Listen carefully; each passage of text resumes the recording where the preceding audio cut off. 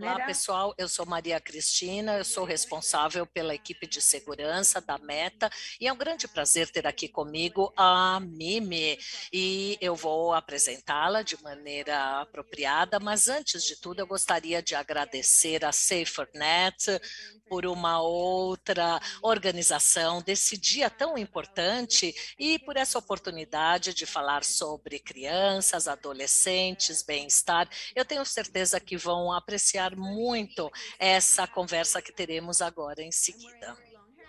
Eu tenho cabelo longo, castanho, eu estou usando óculos com a moldura verde, também tenho um colar, a minha camisa é branca, eu tenho um quadro com uma pintura colorida atrás de mim. Essa é a minha autodescrição e agora que já fiz essa descrição, eu gostaria de dar as boas-vindas a Mimi, que está aqui representando a Universidade da Califórnia Connected Learning Alliance. Ela é uma antropologista cultural, uma empreendedora e ela defende aprendizagem conectada. O que é isso exatamente? Ela é orientada para a equidade e a conexão dentro da sociedade. O seu foco é na decodificação cultural para pais, educadores e conseguir trabalhar a mídia digital de tal forma que os jovens possam se engajar na sua aprendizagem,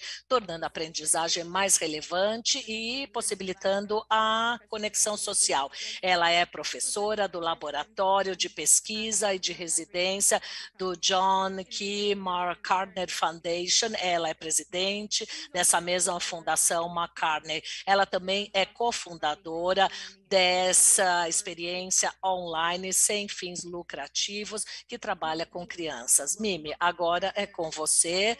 Você está muito bem-vinda aqui. Eu vou fazer algumas perguntas antes, mas se você quiser fazer a sua autodescrição, pode começar. Claro, muito obrigada, agradeço pelas gentis palavras de introdução e vou fazer a minha descrição visual. Eu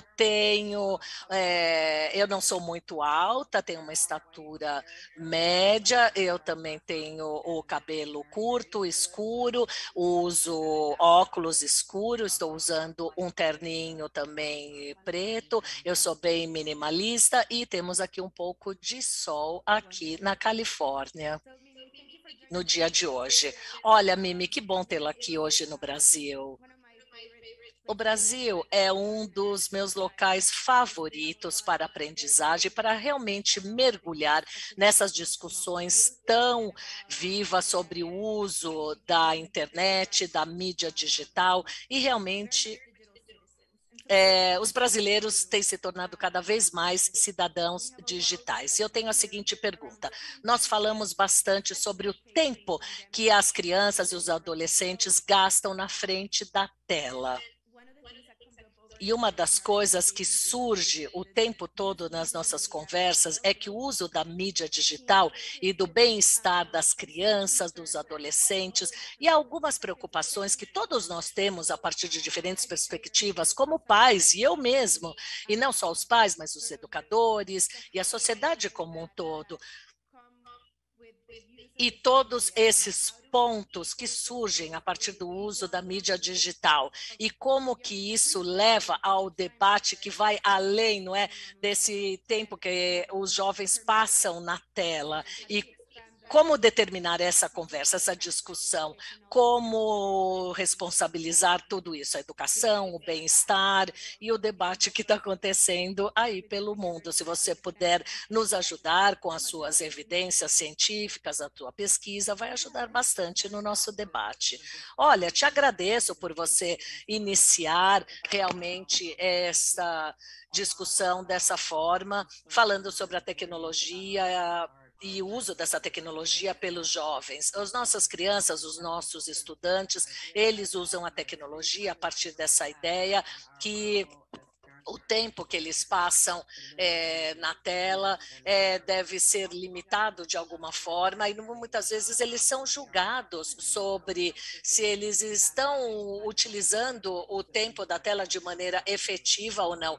E muitas vezes os pais, nem todos os pais deixam seus filhos terem um iPad ou jogarem um videogame quando estão em casa, quando voltam da escola.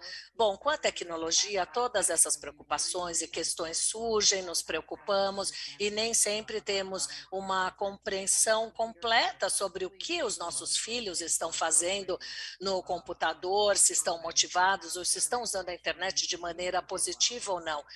Nós não crescemos com iPads, com videogames, com essa imersão na internet. Por isso,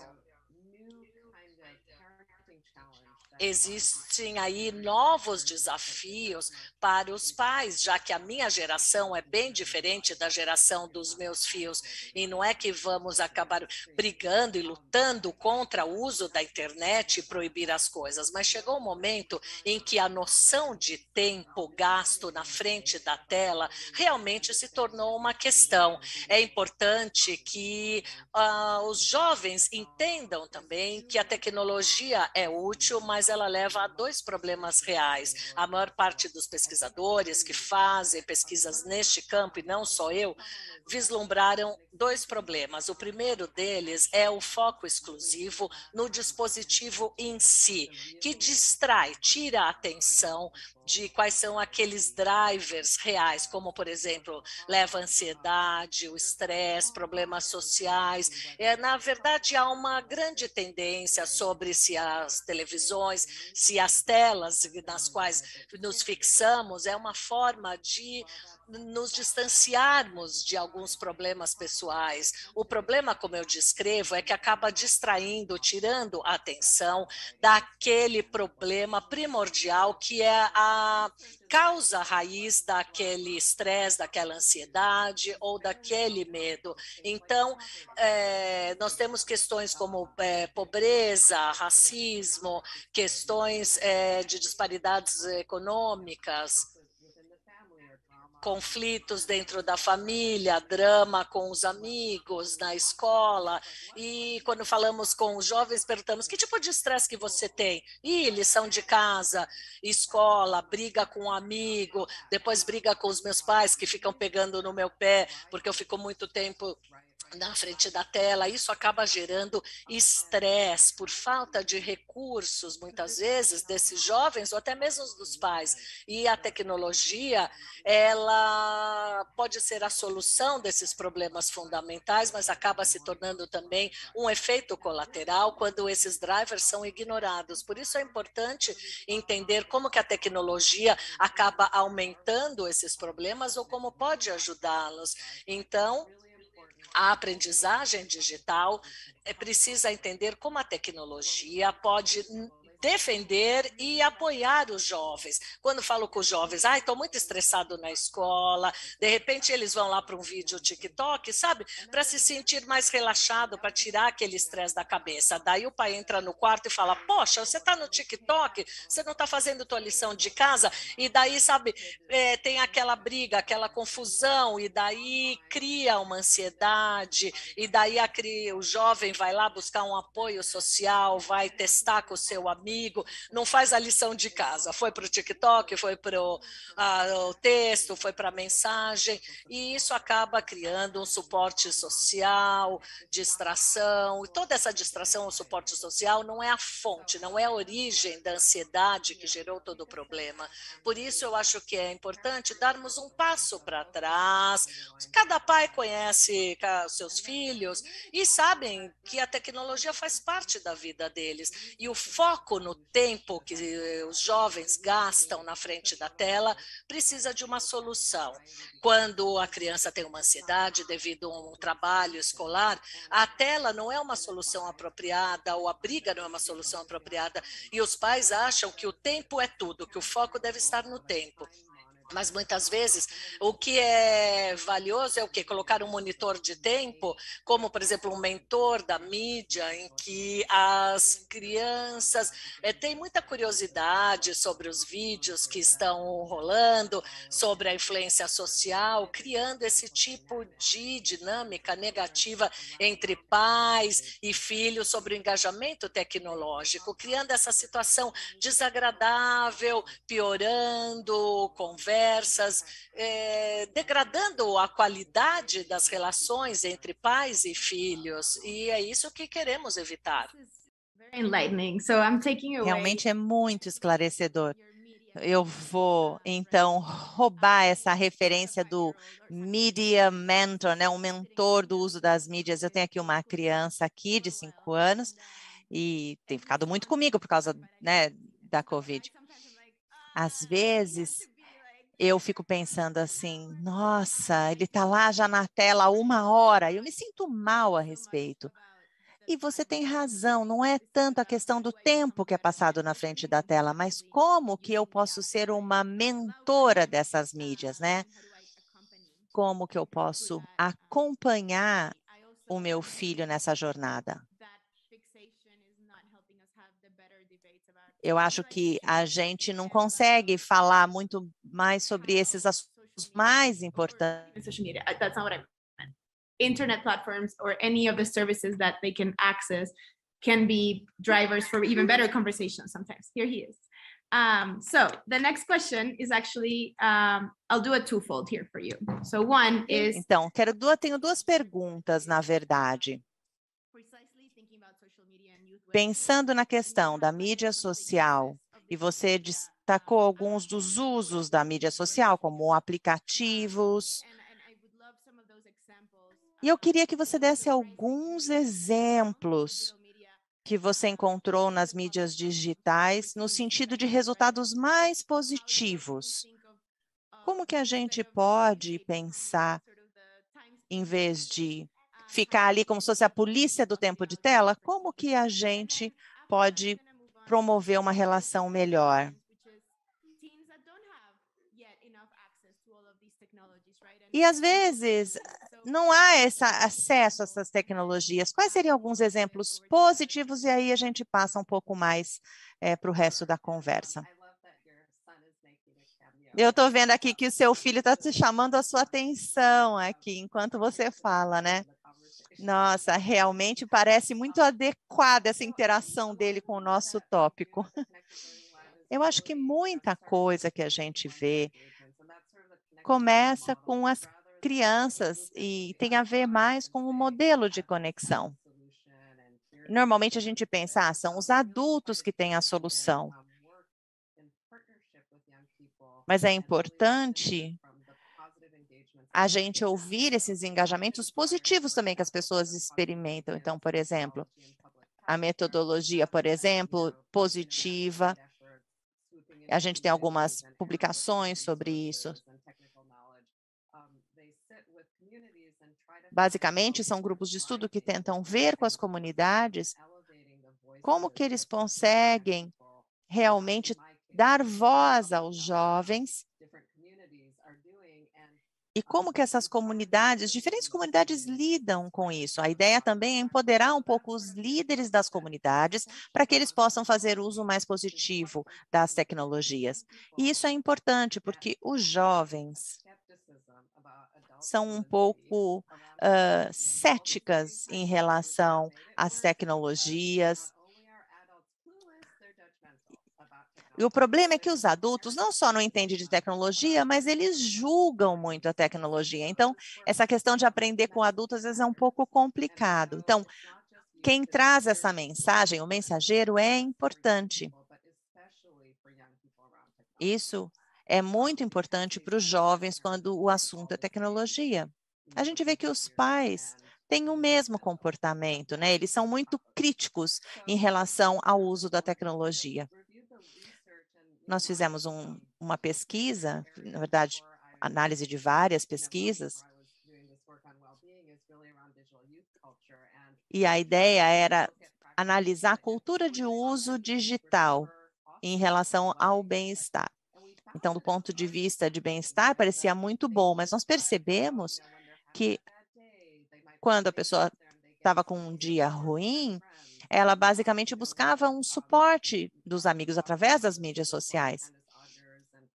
Candace Orders e a equipe dela foram coautoras desse relatório que fala da qualidade do uso das mídias. Então, até por exemplo, os jovens não estão um dia legal, às vezes eles querem mandar uma mensagem, e é importante a gente estar um pouco alerta a isso. Às vezes você está longe de casa, seu dia não está muito legal, mas quando você está estressado, você consegue mandar uma mensagem de texto para os seus pais, por exemplo. Algumas crianças que têm umas identidades mais estigmatizadas ou que elas são minorias raciais ou étnicas, elas relatam que realmente a tecnologia é muito importante para eles. Eles buscam conselhos nos blogs, eles usam a tecnologia para ajudá-los a lidar com a sua identidade, com o fato de pertencerem a minorias. Essas pessoas descrevem o uso da tecnologia como crucial para a sua vida, inclusive nas questões de positividade em relação ao corpo, por exemplo. Esse é um outro exemplo de um grupo para o qual o uso da internet é importante. Então, elas podem receber um suporte pessoal direto. E o mundo digital é muito vasto.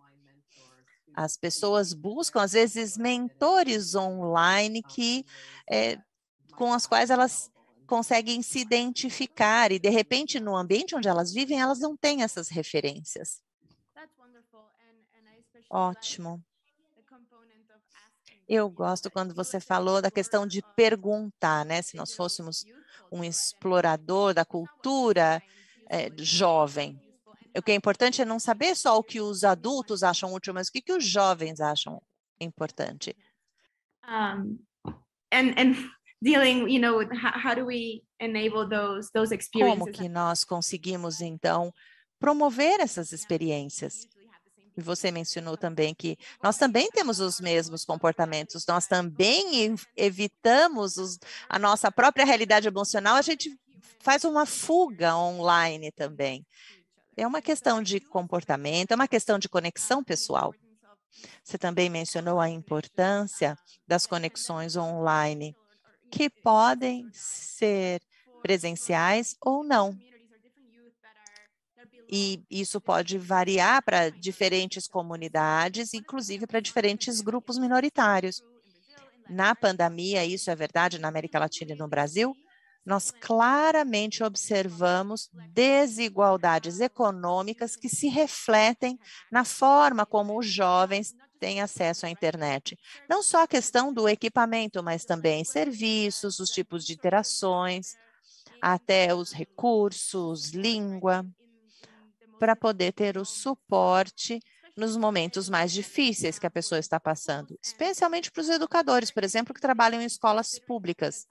Algo que eles deveriam considerar. Students or for parents as well, right? And how do we move forward in creating some of these resources? Que é diferente, que a gente pode criar recursos para atender essas necessidades. Esse é um ponto muito importante. Quando nós falamos de tecnologia e desigualdade, as novas soluções, em geral, de maneira geral, quando nós temos uma solução generalista, normalmente ela beneficia os grupos mais dominantes. E isso é verdade para soluções que dependem mais da tecnologia, especialmente de tecnologias mais inovadoras. Então, por exemplo, às vezes queremos oferecer uma plataforma que promova uma equidade maior versus uma solução mais sofisticada. Normalmente, esse tipo de solução beneficia a norma dominante. Não will give more advantage to groups that are already well connected. There's work that Carmen Gonzalez and Vicky Katz did in the U.S. context around. Tem acesso, mas acabam dando vantagem aos grupos que já têm acesso. And connectivity to então, sempre falamos sobre esse gap digital, né? a questão dos famílias de imigrantes, famílias não brancas, famílias com dificuldades sociais, especialmente nos Estados Unidos. A gente tem uma grande população de imigrantes. E mesmo quando as famílias recebem laptop e internet das escolas, as escolas não falam sobre a questão de privacidade e de segurança. E aí essas famílias muitas vezes abrem mão desses recursos por desconhecer essas questões. Então, essas soluções, elas acabam não atendendo às preocupações e às necessidades dos grupos mais vulneráveis.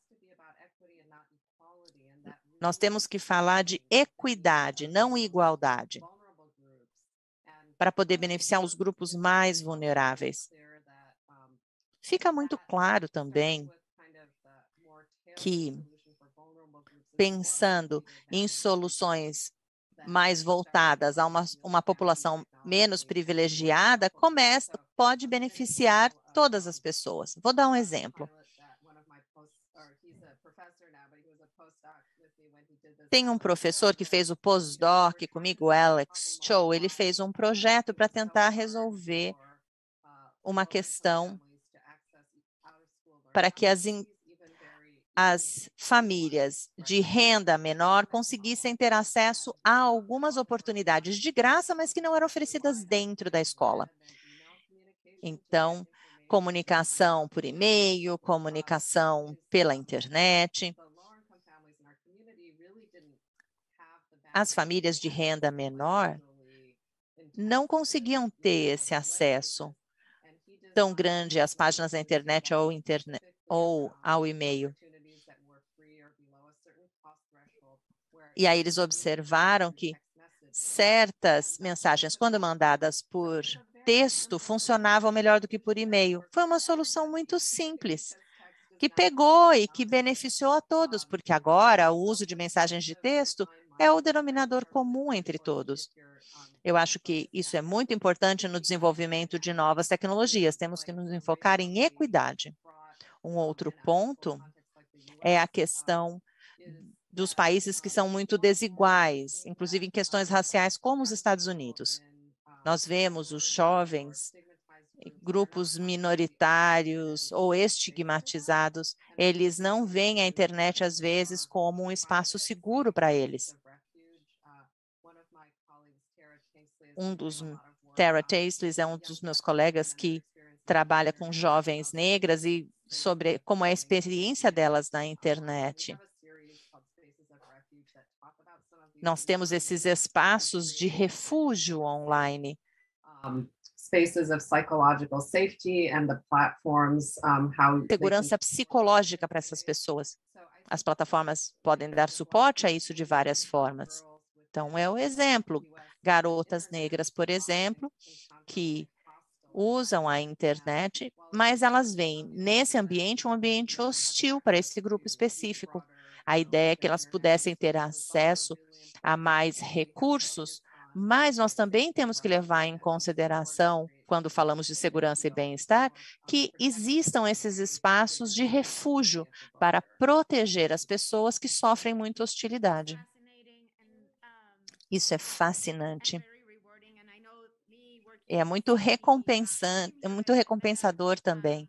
Aqui na Meta, nós trabalhamos numa equipe e nós sempre analisamos essa questão. O que sem querer acaba sendo destacado pela tecnologia, como o exemplo que você deu, ter, por exemplo, conversas que não são seguras. Como seriam formas simples e pequenos ajustes que poderiam ser feitos, que poderiam prover conversas e espaços mais seguros. Eu gostaria muito de saber mais sobre isso e sobre esses projetos que você mencionou.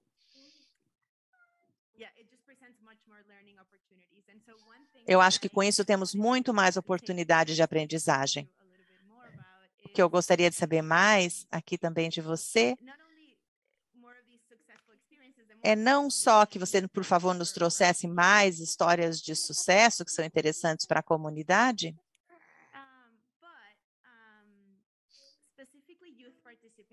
mas especificamente eu gostaria de saber mais sobre iniciativas de participação dos jovens. Você mencionou isso algumas vezes.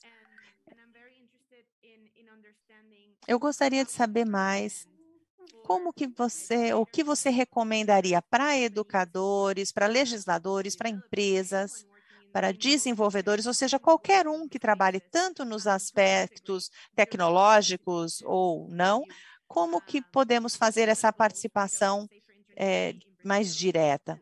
Uma das metas do Dia da Internet Segura no Brasil é justamente destacar novas estratégias digitais que possam dar suporte ao bem-estar. Mas eu queria também destacar a participação dos jovens. Como que a participação dos jovens pode mudar totalmente o cenário, tanto para a questão tecnológica e de desenvolvimento, como também para as políticas. Então, você poderia falar um pouco mais sobre a pesquisa envolvendo o ponto de vista dos jovens e como a gente poderia integrar essa perspectiva, em vez de só falar o que acontece com eles, trazê-los para a conversa também para promover essa segurança.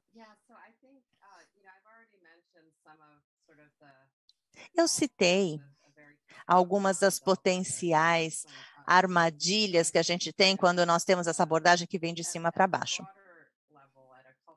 Se formos pensar no nível mais cultural e mais amplo, pensando na mentalidade dos jovens, vendo isso como uma fonte de solução e não como um problema. Nós temos que mudar essa nossa mentalidade. Então, como adultos, a gente sempre pensa assim, como que a gente pode consertar os jovens? Mas a gente tem que vê-los como a fonte da solução. Normalmente, os jovens reclamam que os adultos não escutam o que eles dizem. É importante ter uma mente mais aberta ao falar com os jovens, promover a curiosidade e com menos crítica. Os jovens são muito diversos também, têm interesses diferentes, experiências diferentes, frequentam espaços diferentes. Da mesma maneira que você está aberto a ver diferentes talentos entre os adultos, é importante a gente buscar essa diversidade também nos jovens. Às vezes a gente vê isso como se fosse só uma coisinha a cumprir, mas não, nós temos que... Não, os jovens têm que fazer parte da equipe de projetos, serem respeitados e não só pedirem para que eles representem os jovens como uma grande categoria. Às vezes a gente tem 1 ou 2 jovens numa sessão, aí você fala, tá bom, eu convidei e participou, tá bom. Mas não, a gente precisa ter o mesmo relacionamento e respeito que nós teríamos com um outro adulto dentro da equipe de projeto. E uma versão avançada disso seria empoderar esses jovens para que eles mesmos criassem esses espaços de desenvolvimento. Existem outras plataformas, como, por exemplo, o Minecraft, que eles podem criar ferramentas que estão... É importante estar aberto para que as comunidades criem os seus próprios espaços e os seus próprios padrões, que talvez sejam diferentes das normas da comunidade, um pouco diferente da internet aberta como um todo. Então, por exemplo, foi o que aconteceu com a pandemia. Espaços como Discord, como Minecraft, foram espaços que conseguiram gerenciar a questão da privacidade e dos membros que atendessem às necessidades específicas dessas comunidades. A internet cada vez fica maior e mais diversa. Isso é muito importante.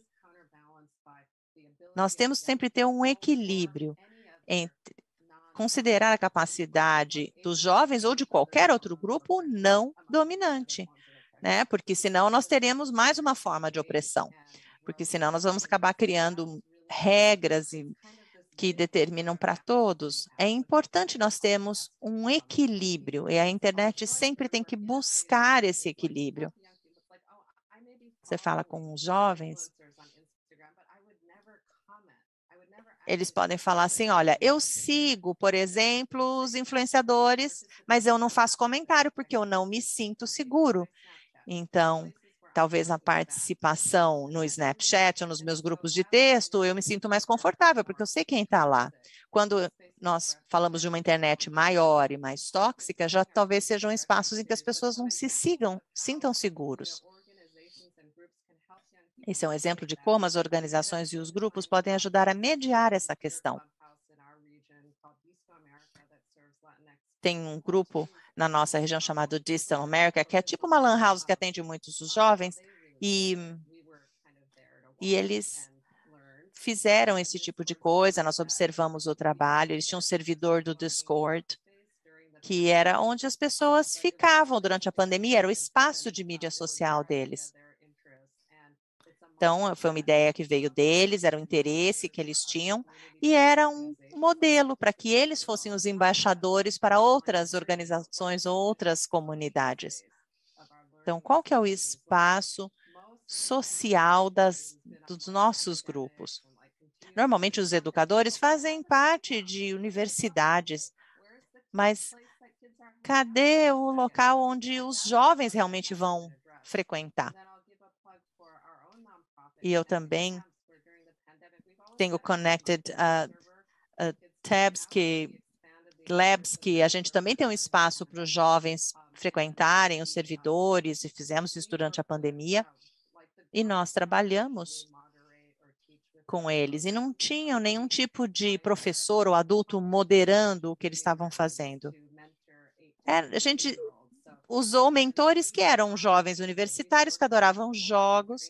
Então, nós dávamos todo o treinamento, os recursos, para que, então, esses jovens fizessem a mentoria, os jovens universitários fizessem a mentoria com os outros jovens. Dessa maneira, nós conseguimos ter um espaço online seguro, enriquecedor, e é muito melhor estar lá na internet com um jovem de 18 e não com um professor de 50 e tantos, né? Então, eu gosto muito de saber sobre o trabalho dos jovens, mas eu gosto desses jovens adultos que são realmente a face do programa. Eu vou enfatizar isso, que aqui nos comentários muitos falaram sobre esses espaços para os refugiados. Eu gostei muito de ouvir você falar a respeito deste equilíbrio, sabe, desse panorama maior.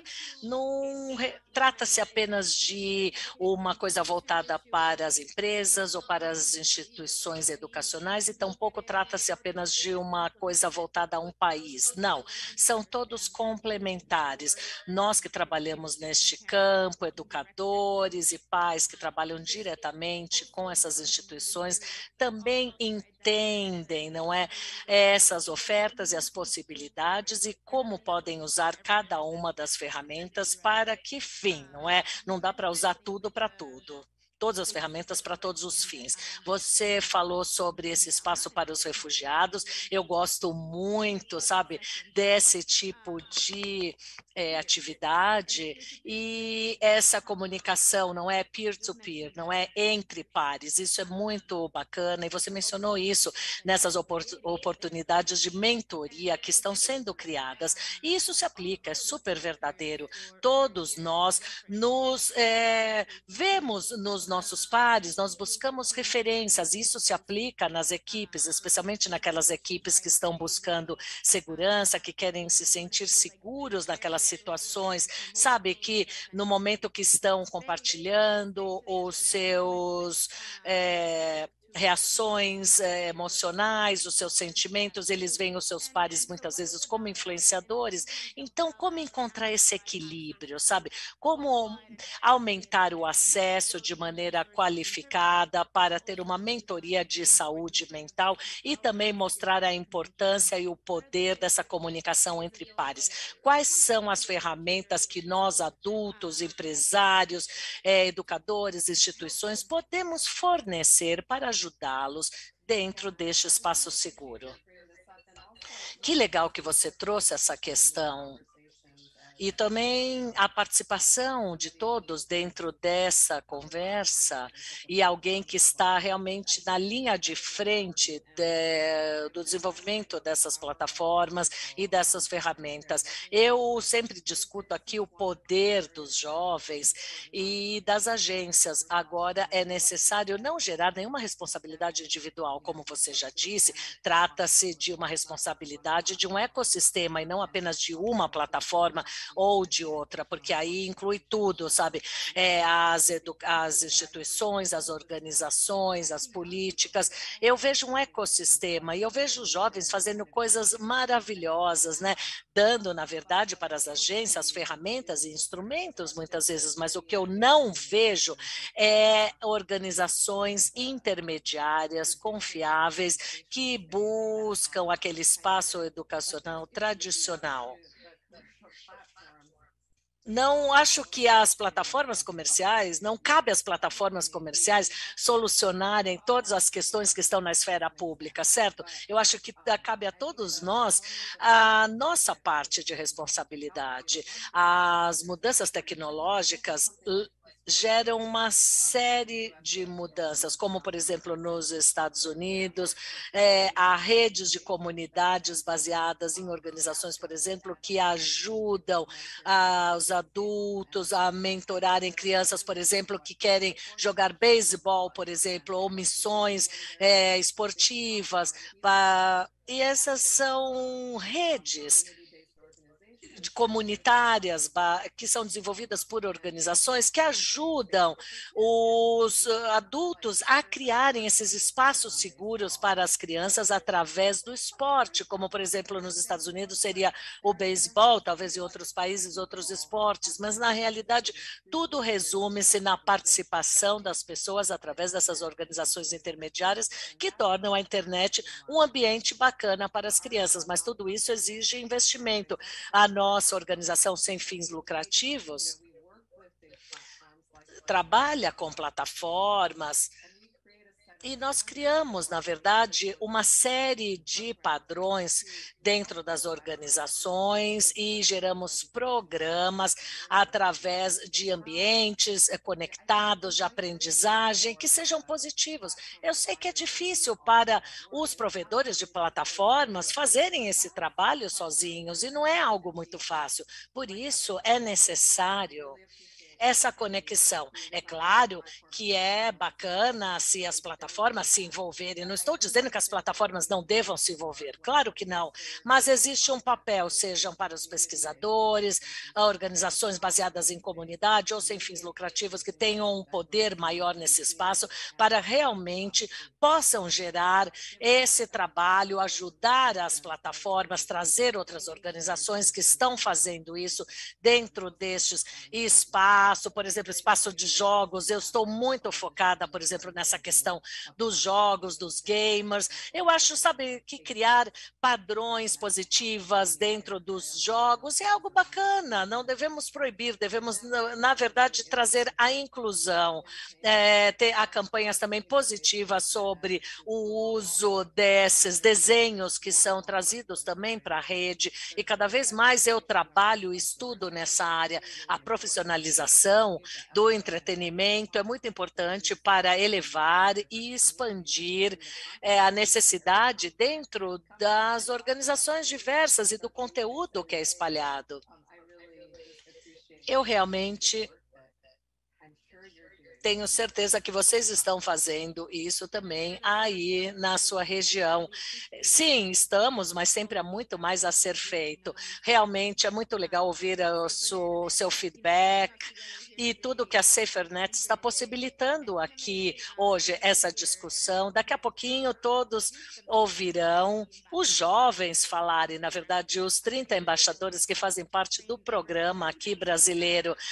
Na verdade, 9.000 estudantes já foram treinados por esses embaixadores e vocês vão ter a oportunidade de ouvir suas ideias. E eu acho que espaços, sabe, como esse da SaferNet, propicia essa união, essa troca de aprendizagem de uma região para outra. Há o papel para as plataformas ouvirem, desenvolverem suas ferramentas, mas também existe aquele pensamento que é mais voltado para a comunidade, para entender exatamente aquilo que ressoa naquela cultura local, naquela linguagem, daquela região e o que aqueles que são responsáveis por desenvolver as políticas podem fazer ou podem aprender, interrompendo aquilo que deve ser interrompido aquilo e dar continuidade àquilo que deve ser desenhado, desenvolvido de melhor maneira, possibilitando melhores interações online. Com isso, Mimi, eu te agradeço imensamente pelos seus exemplos, por compartilhar todo o seu conhecimento, toda a sua sabedoria, e não só a sua, mas também daqueles que trabalham contigo e os jovens que estão ligados a você, dividindo a cultura e tudo mais. Eu não sei se você tem algo mais a dizer antes de encerrarmos a sua participação, mas é claro, mais uma vez, super obrigada. Eu gostaria de ecoar tudo o que você disse, que sabe, organizações como a SaferNet e outras que geram oportunidades como essas, realmente é crucial. E eu agradeço também pela possibilidade da minha participação aqui hoje. E o último comentário, que seria um desejo, uma esperança para este grupo, é a seguinte: durante a pandemia, todos nós vivenciamos, sabe, especialmente aqueles que não são espertos, não é, com a tecnologia, nós acabamos percebendo que os jovens, eles dependeram totalmente da tecnologia digital para a sua relação social, para a sua capacidade de dar continuidade às suas relações. E realmente nós vivenciamos a realidade dos nossos jovens por um tempo significativo. E a gente está super com vontade de voltar à vida normal. Realmente nós estamos ávidos por aquela conexão interpessoal, presencial, física. Mas, por favor, não se esqueçam das lições e das experiências aprendidas durante a pandemia com os jovens, com as crianças, e vamos levar essas experiências positivas, apesar de termos perdido um pouco dessa interação pessoal, mas aprendemos muito também, com certeza, Mimi. Muito obrigada mais uma vez.